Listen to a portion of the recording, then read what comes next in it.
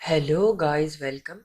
In today's video we are going to use tuple data structure with functions. So for this we are considering some examples that we are going to add and multiply two numbers by using functions and return them in tuple data structure. So first we are going to perform this task. So first we are taking two numbers from the user. So we can write num1. So I am using integer function because we want our data structure into integer because we will perform addition and subtraction in it. Now enter a number. Now we can generate number 2. Sorry. Now we can just copy and paste it from here.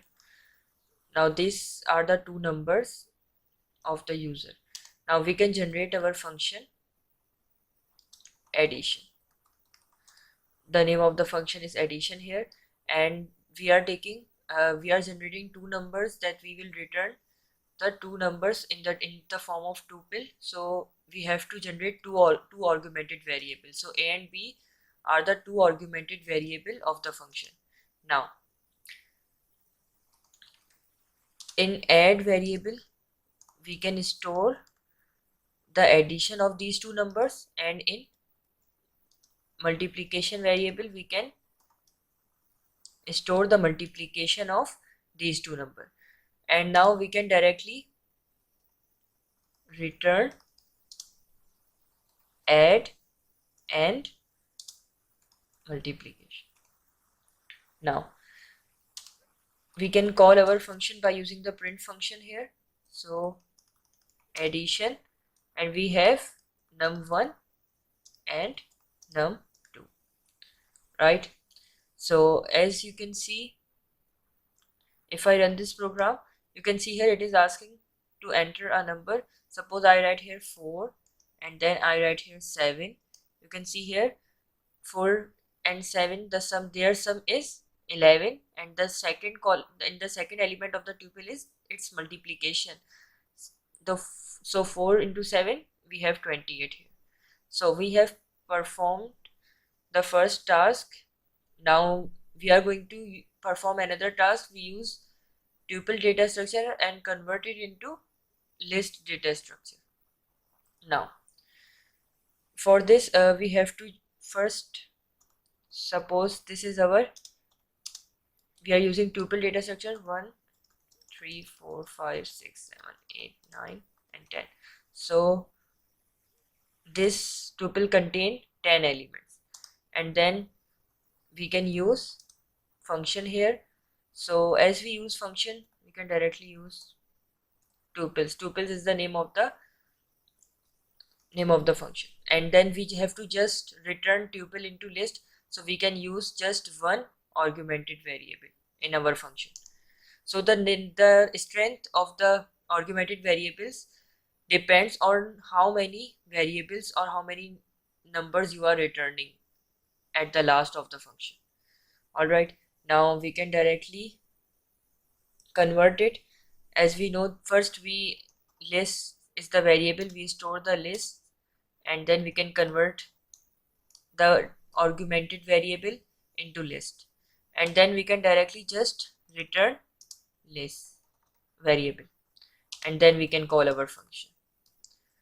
So it is simple, as you can see. So in the argument of the function we can write tube, which is the tuple we are taking, and then we are also checking the type of the function. So we can print. So I can use type function. We already have discussed in previous videos that what the type function will return the type of the data structure, type of the any variables data structure, right? Now I can directly write here tuples tube. So it will return the type of this function in any form it will return. You will see that it will return list because we are converting that, we are giving tuple here, but now we in the function the process of the function, we are converting it into list. As you can see, if I run this program, you can see here it is the function is converted into list data structure and it is returning list. Now, as we know that the third task we have, we are converting tuple into string data structure. So we are going to use the same pattern. The thing we are going to change here, we are directly converted into str. We know that str is the built-in string function. It will automatically converts our tuple into string data structure, right? And then we can list is all, we can also use list, but it is not we are not using list, so I am changing the name of the variable here.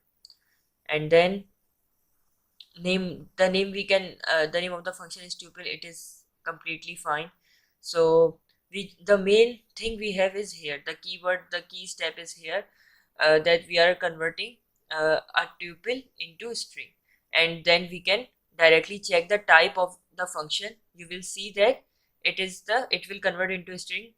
You can as I run this program, you can see here uh, it appears that it has not changed anything in the result, but you can see the type function is returning into a string. The tuple has converted into a string data structure. Now as you can see, that's all about tuples we have in this chapter. The chapter number 6 has finished. Now in next chapter we will discuss about dictionaries data structure. So if you are new to this channel, please subscribe our channel, and thank you for watching.